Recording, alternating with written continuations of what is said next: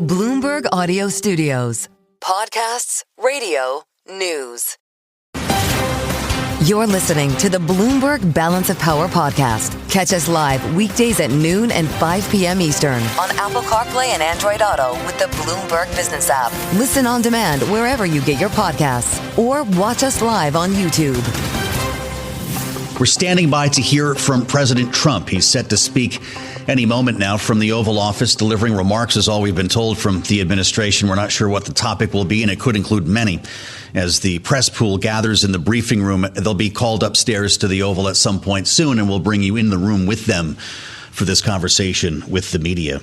This, of course, all coming just a day before President Trump meets with Vladimir Putin, as the world's attention shifts to Anchorage, Alaska, where it's not only political drama, but logistical drama ahead of this meeting. A remarkable story here on the terminal from Miles Miller. When the Trump administration announced this meeting only a week ago, the lone agent assigned to the Secret Service post in the last frontier began preparing to host hundreds of reinforcements in the days ahead. The agency's mission was unusually complex. Consider this. As the host nation here, the Secret Service tasked with protecting both the American and Russian presidents at the same time.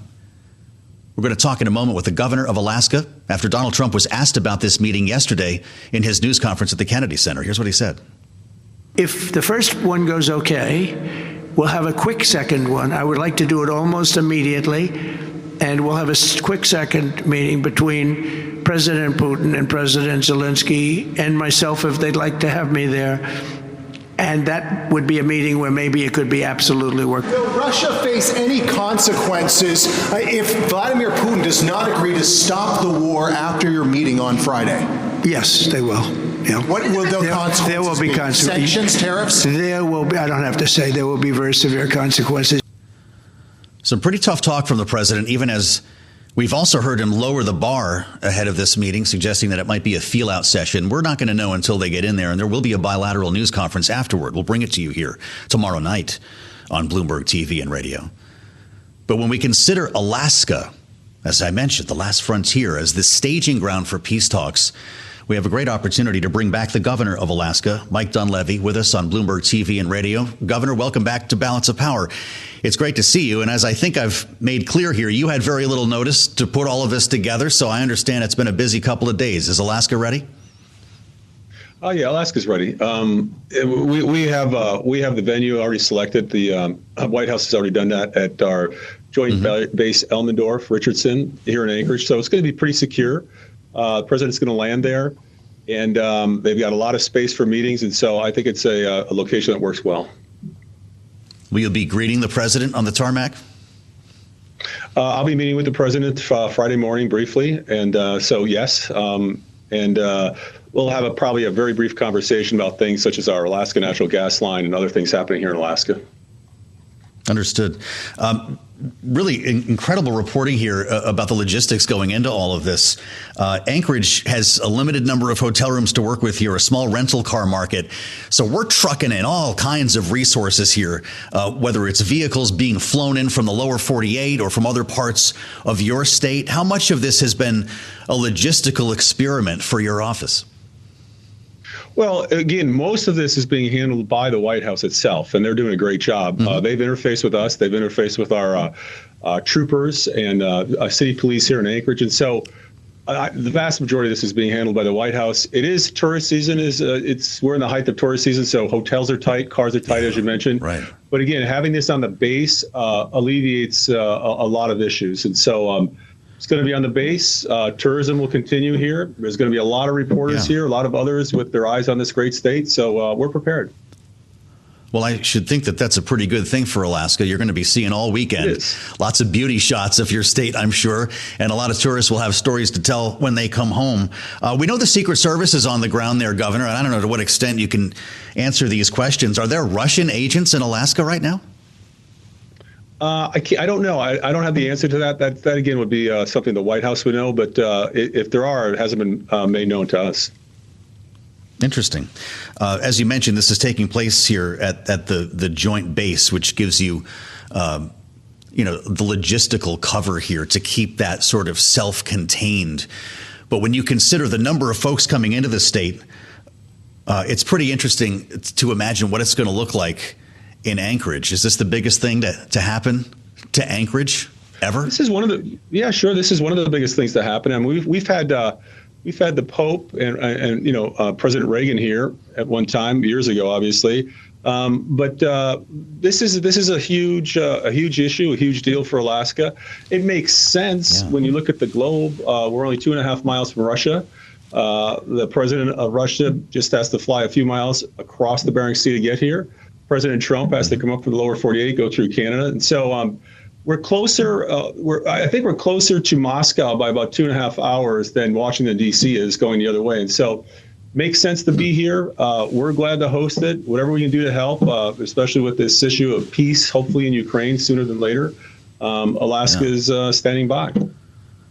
Well, that's great. And it's a pleasure to spend some time with you here as we wait to hear from President Trump. I will let you know that they're mobilizing reporters. So at some point here this hour, we'll end up in the Oval Office. And I suspect he'll have some things to say about this visit. Governor, he's also likely to talk about his big, beautiful bill, which is something that he's and other members of the administration are trying to remind people of now that it's actually being enacted, trying to highlight what they see as the benefits of the bill.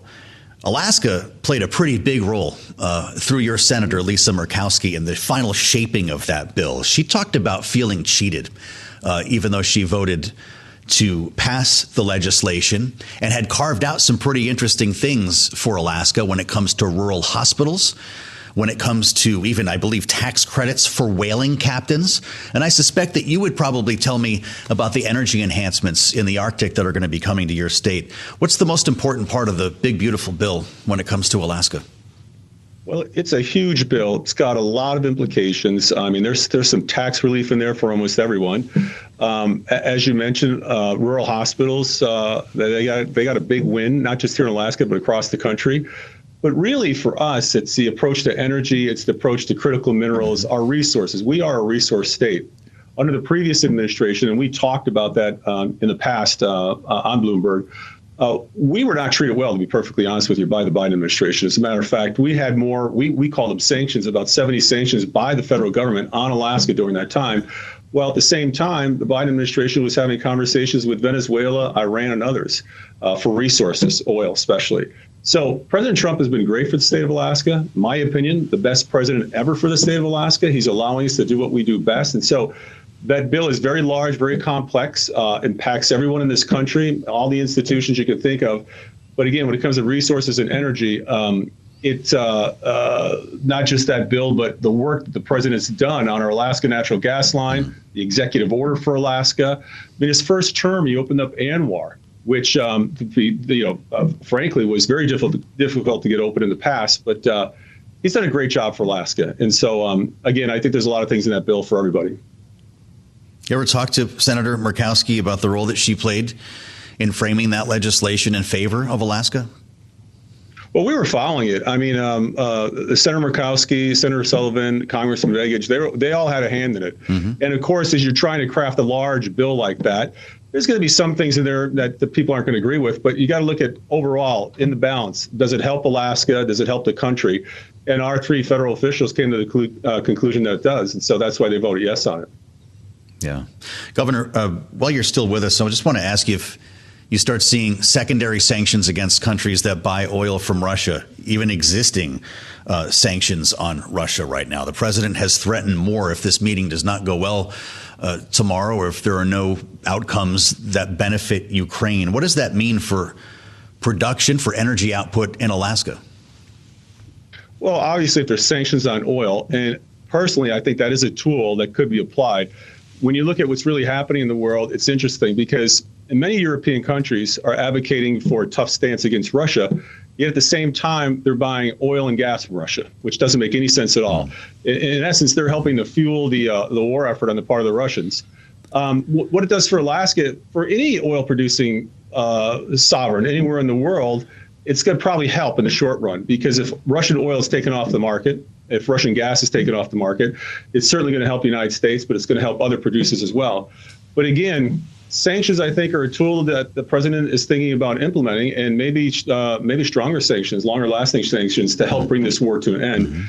And from a security issue, a strategy issue, it's a tool that makes sense.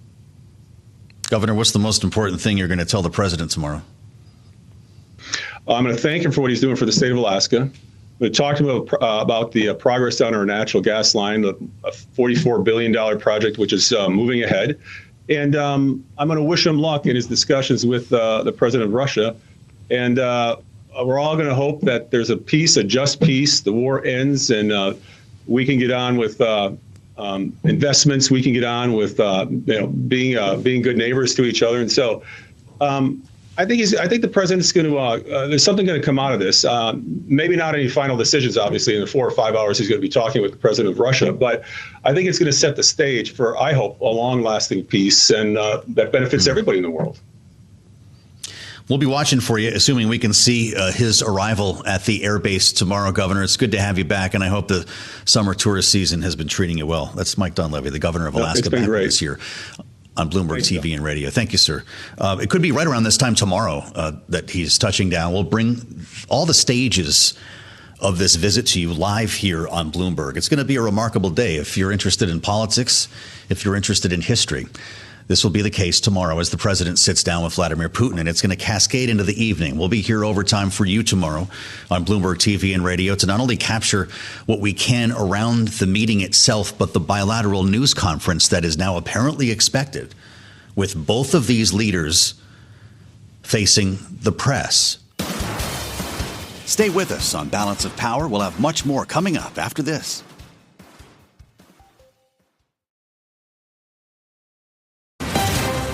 You're listening to the Bloomberg Balance of Power podcast. Catch us live weekdays at noon and 5 p.m. Eastern on Apple CarPlay and Android Auto with the Bloomberg Business app. Listen on demand wherever you get your podcasts or watch us live on YouTube. Imagine being the real estate agent who got a phone call from the Secret Service. And I'm talking about this because Miles Millard has a great story out today. On the Bloomberg, Secret Service rushes to make Alaska City safe for Trump and Putin. Yeah, we're the host nation, which is why the Secret Service actually has to protect Vladimir Putin as well, along with the whole production, which is going to take up the better part of the day tomorrow in Anchorage. Great story, and we'll talk to Miles about this on the late edition. You get a phone call from the Secret Service. Most of my short-term rentals are booked, but I did manage to put some of them into one home. Pack your sleeping bags for this one. The advanced crews are up there already, and be interesting at dinner this evening in Anchorage to see who's floating around and what country they're from. We turn our attention to what's happening today in California. Yeah, not Texas, but California. There's going to be a news conference a couple hours from right now. Gavin Newsom set to kick off Democrats' reciprocal effort to gerrymander. It's apparently happening here as Texas Republicans move forward with their plan to add 5 seats. Now, we've talked about this until we're blue in the face, no pun intended, with our political panel. I think we've talked about redistricting every single day here for the last 2 weeks, right? We're going to do this again right now because as California gets involved, the cycle begins. Some think it would be a spin cycle that involves maybe even up to a half a dozen states. Add Indiana, Missouri, Florida. What's the congressional map going to look like by the time this whole effort is done? There they are on YouTube and with us live on the radio, Bloomberg Politics contributors Rick Davis and Jeannie Shanzano. Rick is our Republican strategist partner at Stone Court Capital, and Jeannie is Senior Democracy Fellow at the Center for the Study of the Presidency and Congress. You ready for this, Jeannie? I don't think you wanted to see it happen, but it looks like Governor Newsom is going for it. He absolutely is. And, you know, I have to say, as a political scientist, there's nothing we like more than talking about the boring old issues of redistricting. So I've been in my glory the last few weeks. Thanks so much to Governor Abbott and President Trump. Yeah, he's going to go for it, despite the fact that we've seen polls which suggest that it is widely unpopular. And that's something I don't think any of us are surprised by. People don't trust politicians. They certainly don't want them drawing districts. For Californians, twice now they voted for an independent commission. Quite frankly, I was surprised the numbers weren't even higher against it. And yet, when you look at and talk to people in focus groups and elsewhere about whether they should do this because the Republicans are doing it in Texas, they sort of shrug and say, this is like an arms race. One does it, the other has to do it. So it's going to be interesting to see what voters feel about this in the end if California goes forward with it. It's interesting because apparently California doesn't really want to go forward with it. This new poll that I'm reading about here is Citron Center poll in Politico today. Rick Davis shows voters in California prefer keeping an independent line drawing panel to determine the state's House seats by nearly a 2-to-1 margin. Is this a mistake for Newsom? Well, look, I mean, there's a generic issue here, which is voters really dislike their own members of the legislature, right? So it's not like they want to give them more power, especially California voters, where the legislature has been usurped by all these ballot referendums, whether it's making tax decisions or drawing lines. A commission's always going to beat a legislature, but this has to be done through a campaign. They're going to have to run a campaign to convince voters that this, retribution to the Texas redistricting is worth it for them. And, frankly, I think it's going to be an interesting campaign because if I were running the Republican Party right now, I'd say, let's get in there and mix it up with those guys, right? I mean, this is a good thing for Republicans to try and run a campaign against Newsom because it's his credibility that's at risk here, right? If Newsom stumbles on this, it will hurt his chances of being the nominee of the party. Okay. Well, you've talked about dummy mandering, not to be confused with gerrymandering, Rick. And I'm wondering, Jeannie, if you see that as a risk, just like it is in California. Republicans can't count their chickens here until we actually have these seats. They assume they're going to be Republican. Should Newsom assume that they'll all be Democratic? No, and that's the thing. This is a risk. You cannot assume, because let's not forget, no matter how well you try to draw these districts and how much data you have, you still have to run a campaign. You still have to have candidates. There's still a whole environment of issues going on, including the passage of a most unpopular big, beautiful bill. And so, we look in Texas and we see that Republicans are banking on the fact that Donald Trump will do as well there as he did in 2024. But you look back just one cycle earlier in 2020, Joe Biden won many of those districts, and Trump, the ones he did win, he won by a lesser margin. Same thing goes on the other side with California. So this is full of risk. They are trying to play this game. I think they might be better off putting, redistricting aside and focusing on passing bills that are popular and putting up candidates and running campaigns that are well-funded and popular. So it can be seen as a waste of money if you look at it from that perspective. It's been quite an exercise watching Gavin Newsom on Twitter this week, Rick, the last couple of days, including, just one today. Right after we woke up this morning, we saw this one. Your favorite governor, Gavin Christopher Newsom, he's writing all of these as if Trump was writing them, and they're in all caps. Offered the best, most amazing deal in history. Stop rigging Texas maps, and California won't make ours more beautiful. Sadly, but no surprise, Donald was too weak in Perren's little hands to even write me back. What's going on with the Gavin Newsom experiment, Rick Davis? You've run presidential campaigns. Is that all this is about? Look, it's all part of the Gavin Newsom campaign for president in 2028. It's a dangerous game. Donald Trump has a history and a personality that can sustain this kind of demeaning of people. He's proven it over time. When Republicans were running against him in 2016, some of them tried the same thing, and it was a disaster for them. And so I think there's a big caution sign out there for Gavin Newsom. And yet, at the same time, the one thing the Republicans in Texas are doing is unifying the Democratic Party around Gavin Newsom. And so, there's a situation where the Democrats were in complete disarray until the Republicans in Texas decided to start playing with maps.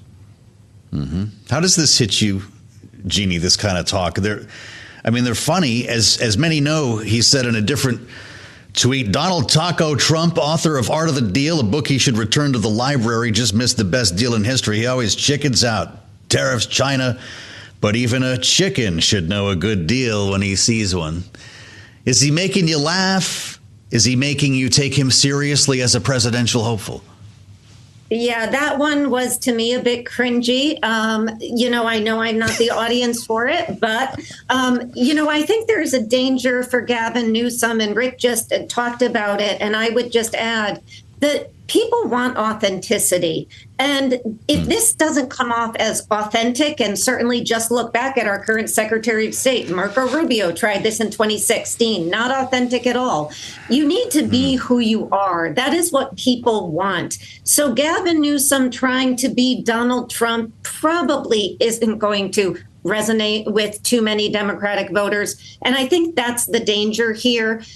So he's going to have to watch out for that. He should be Gavin Newsom, and he should run as the person that he is, and to see if that resonates with voters. So I think in this regard, I would say Pritzker in the 2028 sweepstakes so far is doing a slightly better job in that regard, clearly running, but not necessarily trying to be Donald Trump.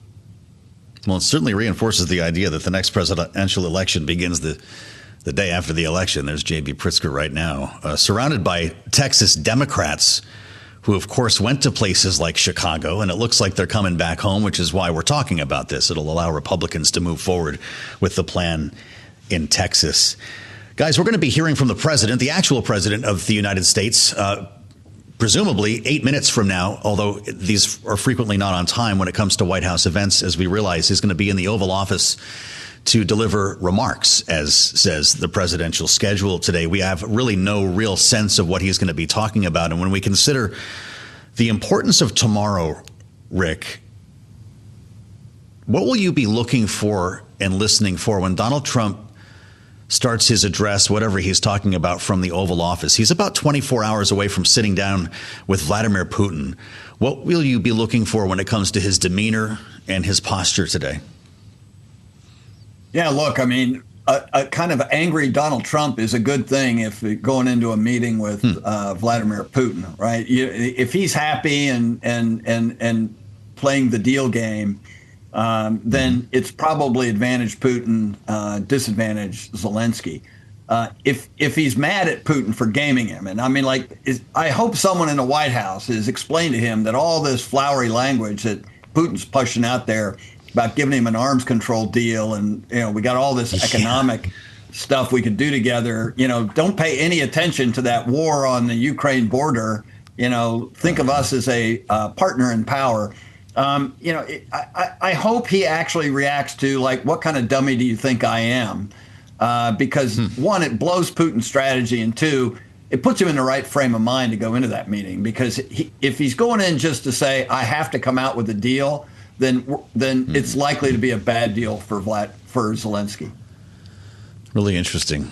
Jeannie, we only have about 30 seconds left here, about a minute, I should say. The president floated the idea on Fox News Radio today of Zelensky taking part in this meeting in Alaska. Is that just part of the rope-a-dope going into this thing, or could we actually see the Ukrainian president there?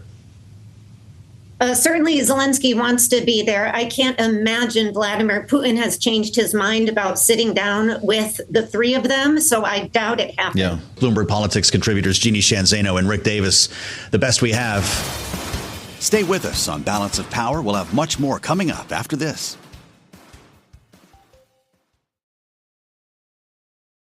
You're listening to the Bloomberg Balance of Power podcast. Catch us live weekdays at noon and 5 p.m. Eastern on Apple CarPlay and Android Auto with the Bloomberg Business app. You can also listen live on Amazon Alexa from our flagship New York station. Just say, Alexa, play Bloomberg 1130. We keep tabs on the connection here between Washington and Wall Street, and we'll get back to Charlie in about 20 minutes, even less than that, for the latest on the Thursday trade. It's PPI day. Could be worse. We're sagging a bit, coming off of very recent all-time highs, so we don't want to paint a picture like Wall Street is freaking out about the data, but it is raising questions here about the trajectory of inflation. Different questions every day as we kind of find our way with a new wrinkle here, filling in the blanks on the way this is starting to take shape here. We're going to talk to Edward Harrison about that in a moment. Thanks for being with us on the Thursday edition. You made it to Little Friday here on Bloomberg Radio, satellite radio channel 121. You can watch the radio on TV by going to Bloomberg Originals or YouTube, where I encourage you to search Bloomberg Business News Live. It's the coolest thing we have going. All of our shows from Washington to New York throughout the day. You can pause it, back it up. When you hear something good, there's nothing like it on YouTube. An hour from now, we may be walking you into the Oval Office. At least that's what the White House is telling us. Could be the big event of the day here for the president. He had his intelligence briefing a little while ago, and he's set to, quote unquote, deliver remarks. And we've gone through this before. That could mean a lot of things.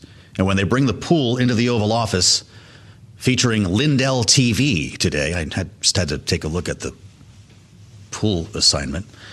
Anything could happen, right? Questions start popping, and I suspect we are going to hear about the big meeting tomorrow. And we'll talk more about that later this hour with Michelle Jamrisco. The president will be wheels up first thing in the morning to Alaska to meet Vladimir Putin. This is going to be something, and we're going to have special coverage throughout the day on that. So we begin with the PPI. You've been hearing the story here, warming up, overheated, whatever term you want to use.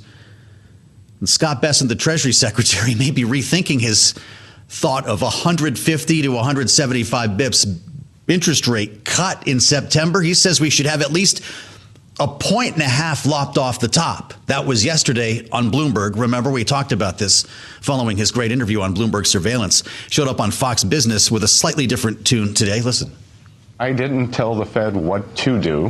What I said was that to get to a neutral rate on interest, that would be approximately 150 basis point cut. I did not call for them to get there. The other thing that I said was that perhaps because they had bad BLS data in June and July, that perhaps a 50 basis point cut in September was warranted. Okay, we'll see about that. He's not telling them what to do. It's about the neutral rate. Of course, the market, by the way, it's not just like Scott Bessent is some sort of outlier. The market's been pricing in basically what he suggested yesterday, 1.5 points. Maybe not so much today. As I point you to the Everything Risk newsletter, the great Edward Harrison writing that for us here at Bloomberg, bringing us back to the president's Truth Social post about Goldman Sachs a couple of days ago. Edward, maybe Mr. Solomon is not going to just start working as a DJ, as the president suggested. It's great to have you. Welcome back. Your newsletter touches on the big concern right now in Washington and on Wall Street. And the question is, how long are producers going to keep carrying the weight here for consumers?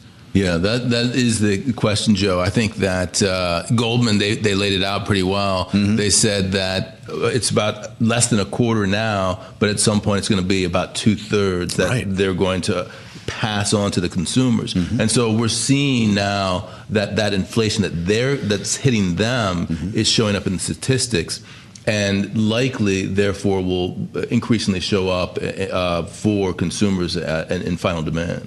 PPI feeds PCE. What will that tell us when it comes out, knowing that's the Fed's preferred gauge? You know, it'll be interesting to see how the investment banks mark up their numbers, but clearly the number has to be higher than we had initially anticipated. So the numbers are not unfavorable for a 25 basis point cut, but they're completely unfavorable for a 50 basis point cut, which is what Scott Bessent was talking about. You know, the market actually, there were bets that were being placed for 50 basis points. I think that's off the table now. And now it's a question of, do they cut it all or do they go 25? Wow, do they cut it all? Yeah. You don't want to be around the White House in September if they don't cut it all. I want to put you back on the August 12th, Truth Social, the post that you mentioned here about Goldman Sachs. The president said it has been shown that for the most part, consumers are not even paying these tariffs. It is mostly companies and governments, many of them foreign, picking up the tabs. But David Solomon and Goldman Sachs refuse to give credit where it is due. They made a bad prediction a long time ago, he says, on both market repercussion and the tariffs themselves. And they were wrong, just like they are wrong about so much else. I think David should go out and get himself a new economist, or maybe ought to just focus on being a DJ. Now, Peter Navarro sat in that very same chair that you're in a couple of days ago and made a similar point. He said foreigners are picking up the tab for inflation. Is there any truth to that? You know, there is some truth that the likes of Walmart, they have pricing power with their lines, the people who they're sourcing from. However, it isn't true that the overwhelming majority of the tariffs are going to be taken up by foreigners. Yeah. It's going to be a combination of the suppliers, the companies, and the consumers. And now that we actually have a policy, we have a framework in place, 15% as the baseline. Companies can work with that, and they're now going to increasingly pass that through. This is what Goldman Sachs was saying. Yeah. And this is what we're starting to see. So they probably won't get a new chief economist. No, I guess, Edward, I thought maybe you had something going there. They'd be lucky to have you. I have to mention IPO. We got another IPO today. This has been a daily thing here lately. The new issues market is happening. MIAX, Miami International, just opened. $31.65. The IPO price was at $23, so we've already got a nice bid underneath the stock. It's up 34%, 33% right now from the IPO price here. Yeah. BOP, BOIPO. We're specializing in IPOs around here. Producer James tells me every morning what's about to go public. We don't buy the IPOs because, well, you can't do that when you work in this business. But there you have it. Miami International, 31.65. We'll keep tabs on it, 31.10 if you're playing along in your home game. That's a pretty nice 35% pop, Edward. I'll tell you what, if there's everything risk, people are embracing it at the moment. And that's kind of what I want to ask you about. When you consider the risk that you're describing with where we could be in 6 months, it's almost impossible to gauge. What do you make of the market at basically an all-time high? I think that the market has discounted all tariff news until it affects the economy. I mean, when we look back and we think about what's happened, we had a spike in the VIX to 40, right. And that was all-out panic. And the reason is because stocks are fully valued. Bank of America, they had a survey recently. 91% of fund managers said that they think that U.S. equities are overvalued. So it's very difficult to go higher on those expectations unless you leg into it as a result of the economy. Okay. If the economy falls apart, then you have a big problem. And that's what we see. And the market is going to boil over. It's going to continue to drift higher until we have any sort of hiccup that suggests that the economy is about to fall apart. Drift higher is an interesting way to put it. And we're looking at a VIX right now of 15. The S&P 500 is down 0.25% in this environment. Is pretty remarkable. So the investor's saying, call me when it matters. Exactly. So it won't matter unless it affects the overall economy. Yeah. I think that what we saw with March 2020.